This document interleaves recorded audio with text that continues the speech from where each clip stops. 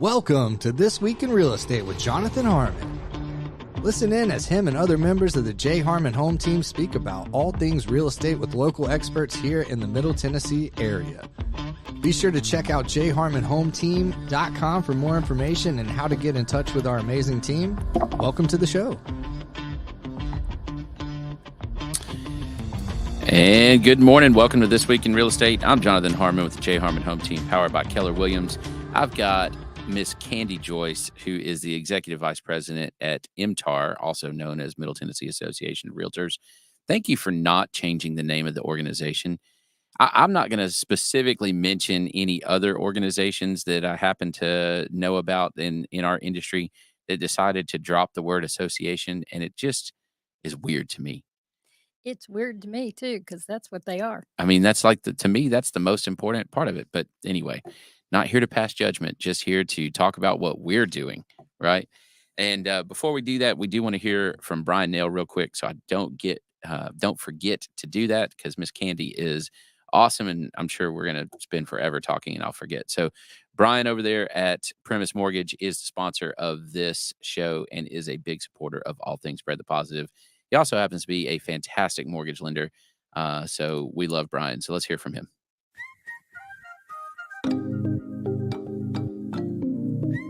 Hey, my name is Brian Nail. I'm a mortgage loan officer with Premise Bank Mortgage. I want to tell you that I absolutely love being a member of the Spread the Positive Network. It's such a great mission and helps bring so much positivity to our community. It's truly a pleasure to be part of. There are a lot of ways to navigate financing a home, and in markets like this, having the advice of a trusted local professional is key to making sure you get the right advice for your specific circumstances. Whether you're interested in the purchase of a new home, second home, or have a need for a refinance, I'd love to earn your trust. If I can help you nail your mortgage, call me at 615-243-3976 or visit nailyourmortgage.com. Premise Mortgage is a subsidiary of Premise Bank, a member FDIC, equal housing opportunity. As always, all loans are subject to approval. Premise Mortgage, NMLS number 1894879.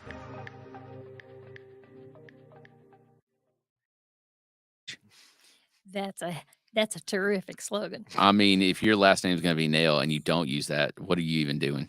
You know what I mean? Absolutely. Just brilliant. Anyway, love that guy.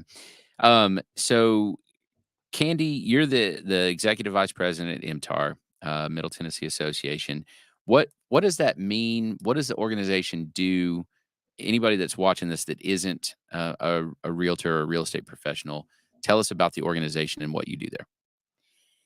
The organization is a voluntary membership group that the brokers make a choice for them to partner with us and provide services to them directly and as well to all their agents. So we're a volunteer membership group. When people join, they expect some type of member benefit. So they're getting education, they're getting legal advocacy, they're getting political advocacy, they're getting all opportunities to grow their business, to stay on top of what's happening in the marketplace. Just all kinds of services that they can expect from a membership group. So on the surface, it's a professional organization, right? So Absolutely. If you are a real estate professional in Rutherford County and some surrounding counties, and especially if your broker is a member, then that's kind of the target of who would join. But unlike some, and almost every profession has some type of professional organization, right? This one, it's a little bit different because you join it at the local level, state level, and national level. And you get, if nothing else, you get a title out of it, right? Yes, you are a realtor. And that is a copyrighted registered trademark for the National Association of Realtors, which is over 100 years old. Mm-hmm. And with that, you've got that much power and that much experience that's going to stand behind you in the industry. Over time, there's been so many issues in terms of how we do real estate, how we represent clients, what services they're expecting. So it's a very important part of what we do is to make sure that all those things are in place. Each level of service, national, state, and local, is going to have relatively similar marriage services at their level, but then there's going to be a lot more personal contact at the local level. So, while we're also doing education and they're doing education, we're doing community service. We're getting involved in the changes that happen in our community. So we're a big voice. Yeah, for sure. And from a consumer standpoint, eh, the word realtor has all almost become like, that's my realtor, and you hear that. But I don't know if everybody realizes that that is a, like you said, it's a trademarked word, and not every real estate professional is a realtor. And so for the general public, what that means is that they are held to an even higher standard with their code of ethics that goes on top of the state law and state statutes and all of that stuff. Absolutely.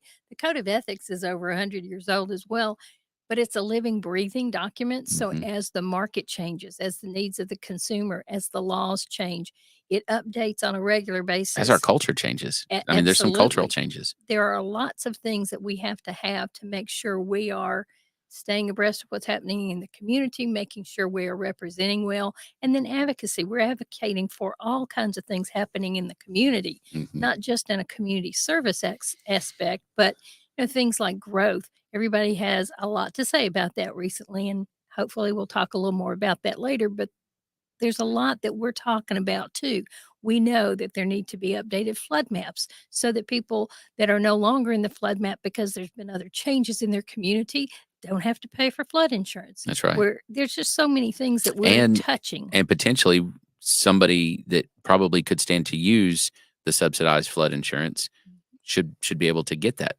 Absolutely. That's one of our national issues that is so Mhm. ongoing. We've been doing that one for probably 20 years because the National Flood Insurance Program is funded by Congress. And every time it comes up for renewal, if we're not there telling them, remember, this is important, Yeah, not just in Tennessee, but all over the country. If we're not having some type of support to keep that program in place, then we're not giving the best consumer services. And they won't remember unless we're there to tell them. that's right. So we are. Squeaky wheel, right? Absolutely. Yep. And if we need to remind them, we can show them pictures from 2010 and say, "Hey, you remember this? See this building floating down the interstate?" Yeah. That's the one. Yeah, exactly. A very powerful picture. So how long have you been with MTAR? Almost 30 years. Wow. Wow. And what have you seen? I mean, obviously you've seen a ton of changes in that span of time, but give me like your top 3 biggest changes from your perspective in for the industry. Technology. Mhm.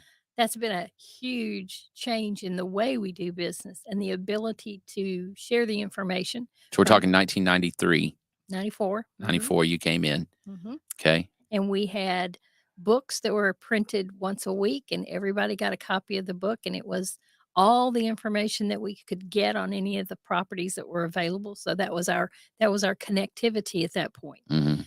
Um, we had DOS-based services that were really old and clunky, and then we've, come a long, long way in a short amount of time with all of the new technology, the apps, the different reporting systems, all kinds of things that make it consumer friendly as well, Mhm. but actually speed us along to be able to share the information with everybody, what's out there, what we can do to help them get it, helping the lenders know what's available so that they'll be prepared for what's in the marketplace to make loans, all kinds of things that we can do. So technology has been absolutely probably the biggest change. Mhm.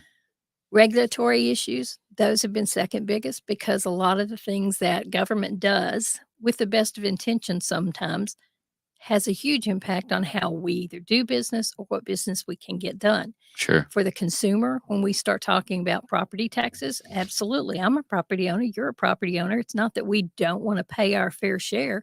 It's that we want to make sure everything is being paid for fairly. And so we want to advocate for schools, want to advocate for roads. We're that voice. And there's a lot of regulatory issues that just pop up. Sounded like a good idea at the time, but not necessarily affordable, Mhm. rational, or reasonable. Sustainable. Those 2. So there's a lot of things that have changed in the regulatory world for us to be able to do that. You remember when disclosures came into place and when they changed the closing documents, Yeah. all that notification time? Trid. That was so exciting Yeah. and a short turnaround to get it out to everybody so that we were doing it correctly. And that's important. We want to do it correctly. But somebody comes up with the bright idea, it gets passed, and suddenly we got to go, oops, now we don't do that anymore, or we do it differently now. And there was an adjustment period. So, during that adjustment period, the key was communication. So virtually no one knew everything that was going on, but we communicated the best we could with what, okay, this change means this. Here's an unintended consequence. Here's how we work, but communication all along the way to the consumer. Yeah. I I think that that's one of the biggest things. NAR does the National Association does the survey once a year, and every single year, for as far as I know, since they've done this survey, the number one complaint from the general public about our industry is communication. Al Absolutely. Always. And yet it's always the same problem. So, you would think we would learn that by now, but it's that proactive, we have our finger on the pulse of what's going on, and we're communicating it back to you so that you know what's going on. Because at the end of the day, no one likes surprises. Real estate is a service industry. We don't create anything. We No. service the needs of the seller, the needs of the buyer. And they could do it themselves. They can. They're at a disadvantage because of Sure. all of these other pieces that now play into the transaction. But where it's possible. It is very possible. Which means that our job as a facilitator, as an advocate, as an expert, as a anticipator, right, is even more important, because all we really do is make their lives easier at doing something that theoretically they could do for themselves. Absolutely. There's a lot of people that have either bought and sold properties for a long time, or they have a career that, like an accountant who understands numbers and can easily see what is the better deal for them. There's attorneys who know how to read contracts and what parts and pieces they need to pay attention to. But collectively, John Q. Public is out there doing what they do every day, raising their families, That's right. getting involved in other community activities. And this is something that's not something they do every day, but it is still the single biggest investment they're ever going to make. They may have dollars to invest in bank stocks and bonds and all those kinds of things for their retirement, but your biggest single asset is going to be your home. Mhm. And with that, you have to make really important decisions and long term decisions. So, having that advocate and having that voice of reason or someone with experience to say this does work, we've seen these things change. We want to make sure you're aware. It's not a decision that we're making for them. We're just giving them the information they need to make the best decision possible. And sometimes the most important thing that we say is, "This is not the right move." Absolutely. Nobody likes to say no. Nobody likes to be told no.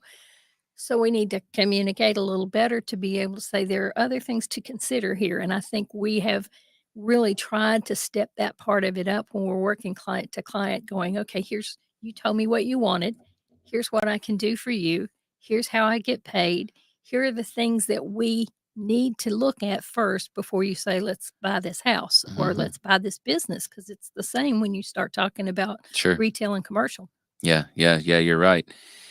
So let's shift gears a little bit and let's talk about the current market, because where we are now is not where we were 2 years ago.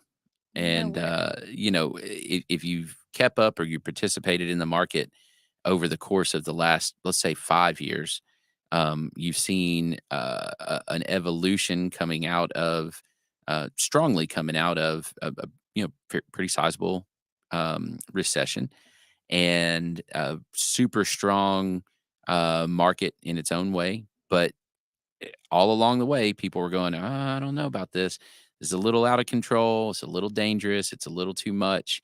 And now we're in something a little bit different that is kind of the result of that. So let's talk numbers for a sec. I know you get the benefit of pulling market wide type numbers and getting those reported back to you. So where are we now compared to, say, this time last year? And then maybe if you've got it compared to the year before that, because I think you'll see three different distinct numbers. The interesting thing on where we are in the marketplace is just the level, but the cycle is the same. Hmm. Let's talk about July. July is a slow month, period. It's hot. You're on Hmm. vacation.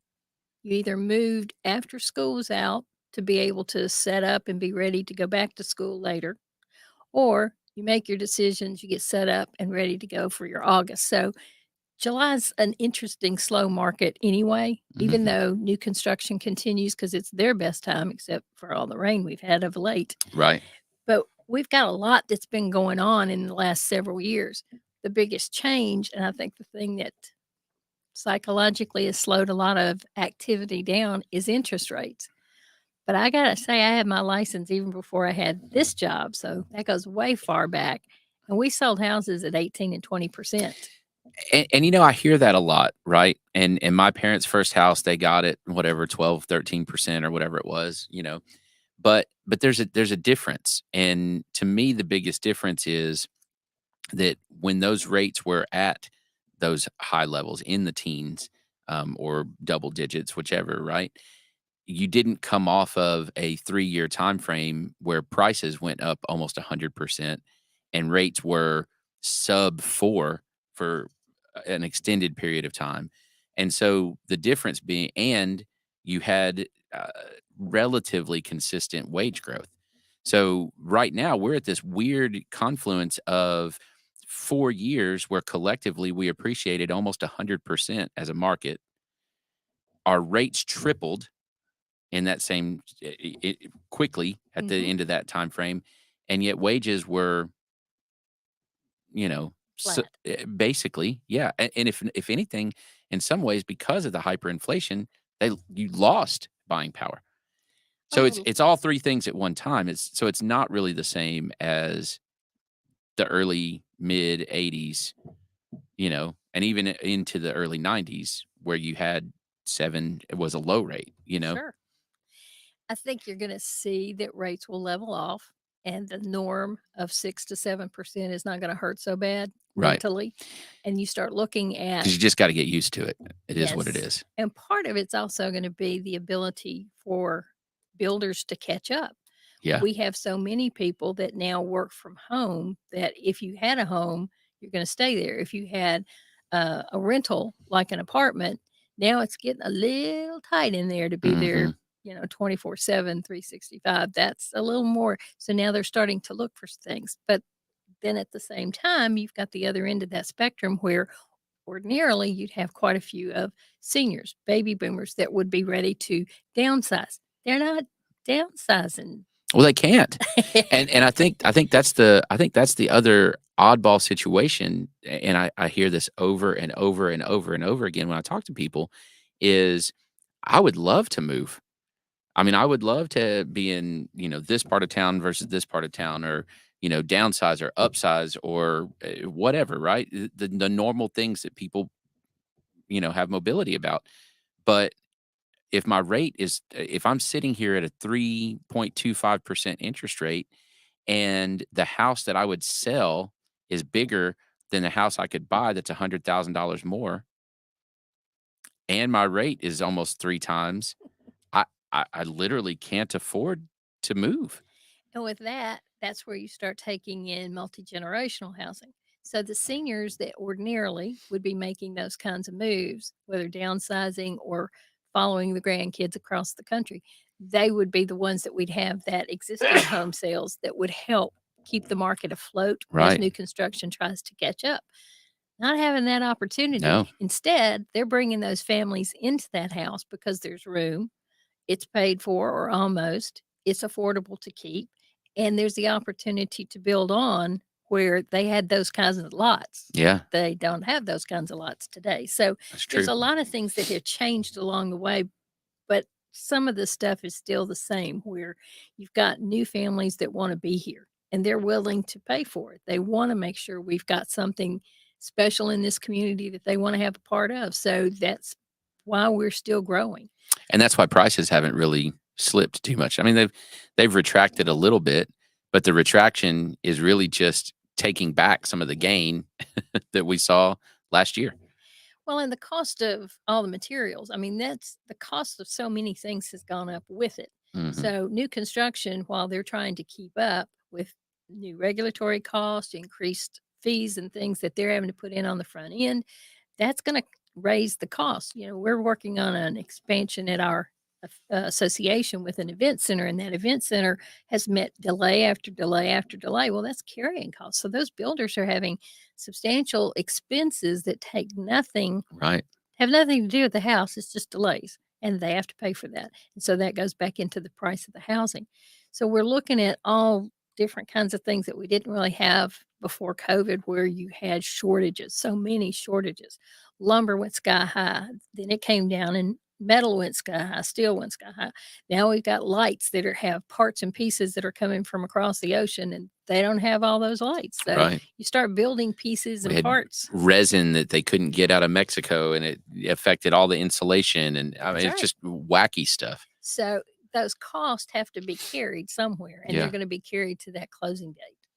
So where are we then? So compare us to last year. Well, last year we were doing pretty good. The interesting thing is we haven't really lost in terms of sales pricing. Right. We haven't really lost in size of housing in terms of what's our average sales price and our average square footage of house. They're still building that size house because that's what people need. That's what they feel comfortable Well, and in. they have to justify the lot cost. That's right. You 'Cause can't build a 1,300 square foot house on a $100,000 lot. It doesn't make sense. we now have an average sales price for July was $454,000.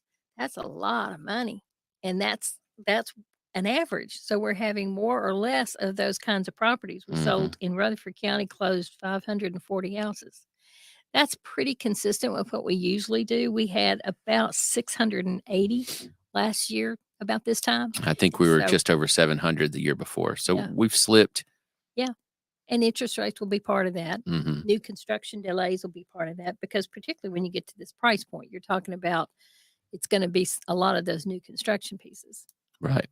And I read, and you may have this somewhere, but what percentage of our on market houses right now are new construction? It went up for the first time ever above 25% or whatever. Mhm. And we're staying about 35 to 40% of our available homes is new construction. It is.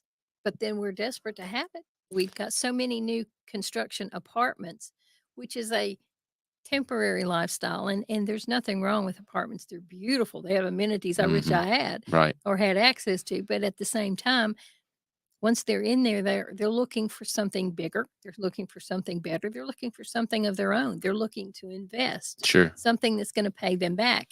And when you start looking at that, we put out, was it 2 years ago, the city of Murfreesboro had a 6-month moratorium on new construction permits, just Mhm. permits for apartments, Right. not on houses, but on apartments, because they had 11,000 permits already pulled. That were not Units. even Yeah. we're not even out of the ground. 11,000. Yeah. That's a lot of places to live, and they weren't able to keep up with schools and fire That's protection it. and sewer, Water and water and Mhm. electricity, all those pieces that come into a housing unit that have to be provided. So we're looking at all those kinds of pieces now going, okay, if you slow it down and you're dependent on that revenue as a city or a county, how are you going to make up the difference?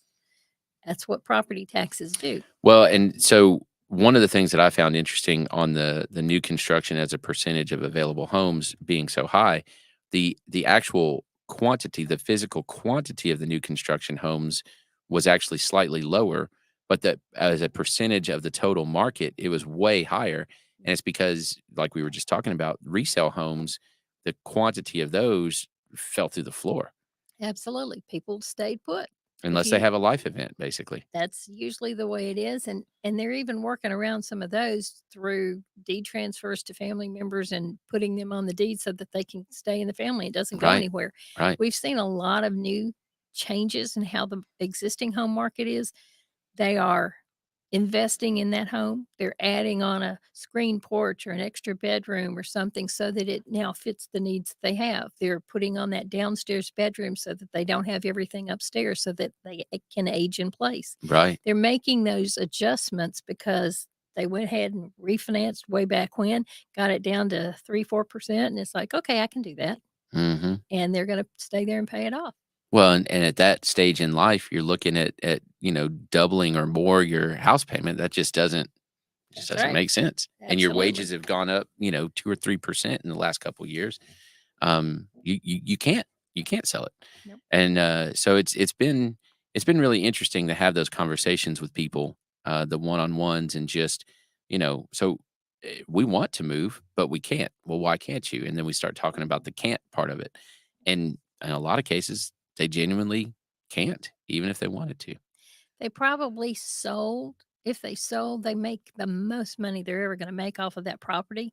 But can they recapture something equally as comfortable They in the can't. location that they want? And that's not as likely as it No. used to be. So if you're willing to move to a different county in some Mhm. cases, like we do have a little bit of shift. If you're selling in Rutherford, possibly moving to Coffee or somewhere like that, that shift is happening a little bit. And the lifestyle down there is great. Manchester, Tullahoma, they got it going on down there. It's a good area. Columbia, not quite as drastic of a difference, but that's still happening a little bit. So yeah, I mean, it's interesting. So let's talk about, let's shift that gear even some more. Let's talk about the membership, because having taught the some of the orientation classes and such, I guess I taught for, how long did I teach there? 5 years? Yeah, 4 or 5 years. 5, yeah, I think so. Um, I don't remember ever, and the class that I taught was offered every 2 months, so 6 times a year. Even on when we did it via Zoom, I might have taught 6 or 7 years. Anyway, it was a while. I don't remember ever not having a full class. Absolutely. So tons and tons, and a full class was like 80 people? 65, 75, yeah. Yeah. How do we have that many real estate agents just in our, because our membership encompasses what, 5 counties? 9. 9. I'm so far behind. This is why I have you here, because I make stuff up. All right. So encompasses 9 counties. How do we have 70 people? Let's do the math. 70 times 6, right? 420 people a year consistently for 5, 6 years joining as real estate agents. I mean, at some point, and especially now when volume is down, I remember hearing that there were more licensees than there were available listings. Yep. So, so help me understand that. And There's a couple of and my contributing business has factors. fallen off a little, right, Sure. as far as volume goes, but I'm still doing more than one deal a year, obviously, right? So Absolutely. it's not like it's a fair share.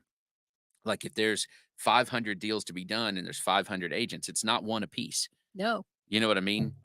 But you look at it, when COVID came along and everybody went home, Mhm. and then they started thinking, is this what I really want to do with my life? Mhm. They have decisions But it to started make. before that. It So I'm did. gonna I'm gonna challenge that, because I had full classes before COVID. You did, but that was part of our market because we were Mhm. adding more people in the other markets. They're picking up new opportunities. I see. But at the same time, when COVID comes along, you've got those people that are going, this is what I really want to do. What things could I be doing with my time? What could I be doing to build wealth for my family? Real estate's a unique position because you are an independent contractor, meaning by law you work for yourself. However, by state license, you work for the broker, Right. but you're not an employee. So Right. now that gives you some flexibility. So then you go, hey, maybe I ought to start this as a secondary opportunity and grow into it as I downsize from what I've been doing for 20 years. And I may decide I don't want to continue what I'm doing. Or I Maybe I'm take the just bored buyout, with it. or I That's right. yeah. And then that gives them an opportunity to do it. So we started getting, when we thought we would not get many at all, we got quite a few people, and that just seems to continue. Whether they're doing it part-time today with their full-time position on the downturn, or we've got a ton of brand new agents that are in their 20s and 30s as a new career opportunity because they like the independence, they like the freedom and the focus of this business. It's not all the glitz and glamour that the TV shows as they Oh, drive it's around like and virtually none of that, to be honest. it is, but it does offer some things, particularly for secondary careers. Because if you've been the mom at home and you are, they're in school now and you've got this opportunity. So you start thinking, how do I do more and do better? Okay, this is an opportunity. Either I go back to school to learn more to do what I wanted to do before, or I take on a new opportunity. Well, I can schedule some appointments during these hours. I can work nights and weekends when the other half of the family is home to take care of one another. I can work on holidays and things so that I can just help when I have the available time, and that availability But it doesn't opportunity. work like that, Candy. It does sometimes. It Yeah, does sometimes, I and just that's don't where see they it. start. And so I guess that's my question.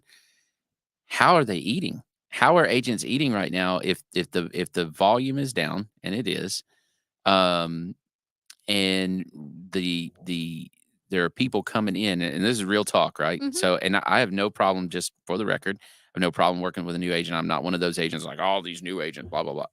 I'm not that guy, right? But if you're adding 80, 60, 80, 70, whatever agents every 2 months, how are they eating? They're making the sales like any other new salesperson in any other sales career. They're starting with themselves, their family, their friends, their sphere of influence, letting people know what they're doing and building a few network opportunities. And then after that initial network is done, then they set out for a career or they don't. Mhm. And that's the kind of the beauty of what real estate offers. You can go into it and hit the ground running, but then you've got to work at it and learn more and be available. You've got to talk to people. You've got to talk to other agents. You've got to listen and learn. You've got to have tools. It's not just a simple business.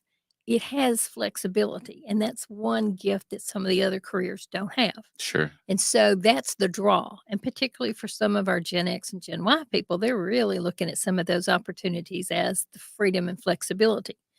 The Z are coming in with full throttle enthusiasm. They're going to make it come hell or high water. That's what they came here to do. They're not coming in with a secondary backup plan. This is Mhm. what I'm going to do. So whatever it takes, I'm going to make it. And they go full bore.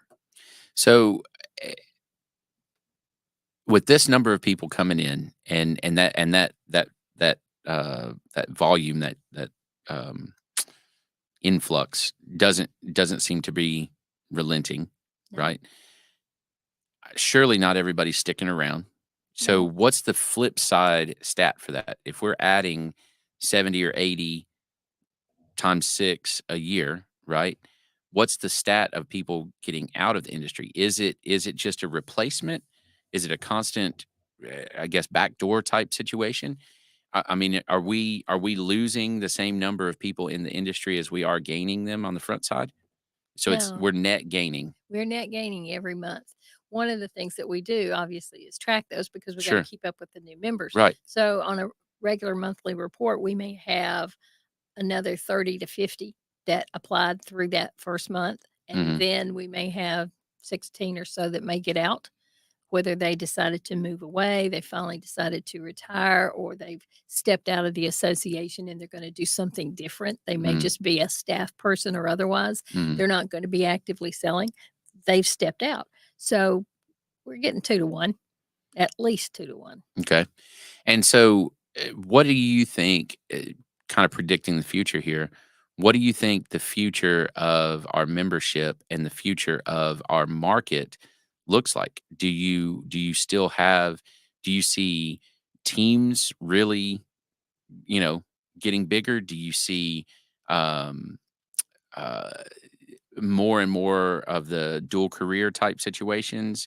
What do you predict something for me here? What is this going to look like? Because you can't have, in my opinion, unless the market base grows substantially, or your agents that have made a career out of it already lose significant business, which they're not going to be willing to do. They're going That's to true. fight tooth and nail for that. Not everybody can eat. So, what happens there? Well, it's not just residential. You Sure. got there are some that are specifically working on commercial, which is growing fast and furious. Now they've got their own level of issues, Yeah. but they've come into this marketplace and they're expanding broadly.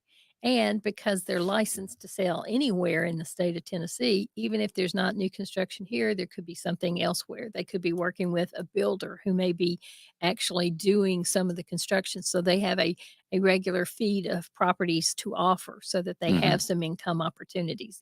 Then they go out and they search for those others. The stability of Tennessee's economy has made such a huge difference in people wanting to be here. Sure. They bring businesses, they bring jobs, they bring people. Families. Yeah. And when they do that, we've got to be prepared for it. So it may not be that we're just talking about Rutherford County. We're talking about Middle Tennessee all the way up through the Cumberland Plateau, and we're talking about Cookeville area. They may drive to show property over there. They have the same access to information. They have the same opportunity to cooperatively represent their client and find the best property available for them. So they're stretching their wings a little bit. But do they have the ability to represent a client as well as they? So I'm a believer in specializing, right? Like I would refer business to Cookeville or Clarksville or, somewhere like that. I don't have, in my opinion, the ability to be the expert in an area that I quite literally never, ever go to. Understood. And so I would refer that business. So do you encourage people to take whatever business they can get? Not always, but they, particularly the new agent who doesn't have the constraint of time on their, that's not going to hold them back. They can go learn about that community. They can go find out about those properties. And because of that opportunity, they're willing to do that. Now, a little further down the line, maybe not so much, and they will refer it. And they've also networked and learned other people. And it's like, hey, I would like to send these clients to you because you have a better knowledge of that location. Right. And I enjoyed working with you. I know your work ethic already. Yes, and That's fair. That's kind of where they're going with it. They start out, I can do it all. And then as they build things, they can't do it all. And so they find that network of supports going, hey. Well, they realize what all means. Yeah, it does. This is a business of you don't know what you don't know. Absolutely. For sure. Okay. Well, good stuff. So, all right. So give me the scoop on our Mr. President, Scott Abernathy. He's awesome. He was just recently, 2 years back now, he's the past president of the National Association of Residential Property Managers. So he's a property manager. He also does real estate sales himself, but his business model is a little different from your regular agent. For He's sure. not selling, but he was involved all the way to the national presidency. So he brings back that experience to our association as well as his fun personality. He is a truly unique individual. That's for sure. And newlywed. That's right. That's right. I saw that. We've had one of his guys, Bernard, on here before. So Bernard's awesome. Bernard's great. All right. Well, I guess I'm going to end it with this. And the question that is always the best question to ask a real estate professional. And I'm really curious what your answer to this question is. Super simple. Okay. Candy Joyce, how's the market? It's great. You let me help you find what you're looking for, and we will do what you need done. Well, there you go. See, that was easy enough. All right. Candy Joyce, the executive vice president at MTAR. Don't let the name fool you. She's the one that does literally everything over there. So she pushes all the buttons, and Scott listens to her, even though he's the president. At least he better listen to her. Let's put it that way. So, Miss Candy, thank you so much for being here with us and talking a little real estate. And yeah, I guess that's it. You got anything else? Anything cool coming at MTAR? Well, our new event center. Yeah. When it is done, it's beautiful. It's gorgeous, and it's getting better every day. Now we're doing all the inside finishes and touches. We're going to have rental opportunities for the community. How big is it? Well, the building itself is 8,800 square feet, but 5,400 of it is one room. Yeah. So there'll be lots of opportunities for meeting spaces, for weddings, for parties, for award ceremonies, whatever. So we're going to have a lot of opportunities. Of course, we're already voting precinct for Rutherford County. Right. So they will be back there next year because it's an election year. So we've got that coming up 3 times next year. So lots of exciting things back there. Never done a commercial building before, so that ought to be fun. Yeah. Yeah. It's a whole new world. Anyway, I won't sing anymore. All right. Thank you so much. Appreciate you. Appreciate all that you do for our community and for my specific community, for the real estate community here in Rutherford County, our 9 counties, and really the state everywhere. I mean, you're actively involved in all kinds of stuff. Yes, sir. So thank you for what you do. Thank you. Thank you, Trent. Appreciate you. Thanks for watching. If you have any real estate questions, give me a shout. If you have mortgage needs, give Brian a shout. And if you are interested, I know it sounded like I was trying to tell you not to, but if you are interested in getting into real estate, definitely talk to Miss Candy, talk to myself, and we can give you the scoop. I'll shoot you straight. I won't be all sunshine and bunnies, but you don't need to hear all sunshine and bunnies, right? Absolutely. So, but if you are interested in sunshine and bunnies, my buddy Trent back there, Spread the Positive, gets to tell all the sunshine and bunny stories and gets to do all the fun stuff and walks out of here with a smile on his face every single day. Look at that guy. See, he's blushing right now, and y'all can't even see it. It's awesome. So if you're interested in helping spread the positive through contribution, through storytelling, through sponsorship, any of that, we would love to have you. Is that it? Yep. All right. Have a good rest of the week.